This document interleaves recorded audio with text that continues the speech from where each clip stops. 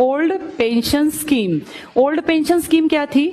जो आदमी सरकारी नौकरी लग जाता था उसको जितनी वो नौकरी करेगा, जैसे 60 तक तो हर कोई नौकरी कर सकता है, 60 के बाद जब वो रिटायर होता था तो इसको पैसे मिलते थे हर महीने पेंशन के नाम पे। और ये पेंशन 1-2 हजार नहीं थी, ये पेंशन इतनी थी कि इसकी जिंदगी इज्जत के साथ कट जाती। इसे अपने बहू बेटे के सामने हाथ ना फैलाना पड़ता कि बेटा मेरा चश्मा बनवा दे या डॉक्टर के पास ले चल। एक तो इसको बैठे बिठाए पैसे मिलते, बुढ़ापे में पैसा ज्यादा जरूरी होता है, जवानी में तो सब कमा लेते हैं, लेकिन जब 65 साल 70 साल पकड़ते हैं, शरीर कमजोर होता है, तब पैसा कैसे कमाएं? काम तो कर नहीं सकते।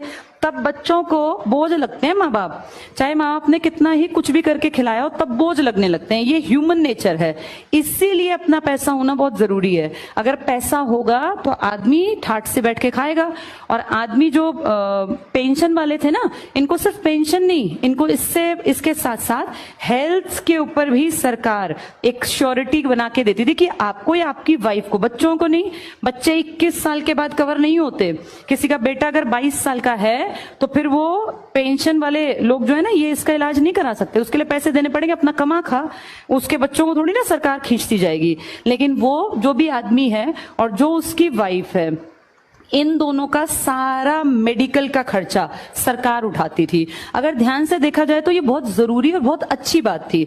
देखो, मैं जैसे कुछ लोग कहेंगे कि नहीं इससे देश का नुकसान होगा, ये कहना बहुत आसान है, लेकिन इस पे थोड़ा सा अगर दिमाग लगाया जाए कि सरकार खुद अपनी जबान से कहती है कि जी टोटल हमने जो सरकारी नौकरियां दे रखी हैं वो तो आबादी के 1% के आसपास को हैं। तो 1% के आसपास ही तो लोग मांग रहे होंगे पेंशन, फिर क्या दिक्कत है? 50% तो तुम मानते ही नहीं कि लोग काम करते हैं सरकारी। और अगर मान लो हम कहते हैं, ये इनका कहना है आजकल मंत्रियों का इन सबका, कि ओल्ड पेंशन स्कीम से देश को बड़ा नुकसान होगा।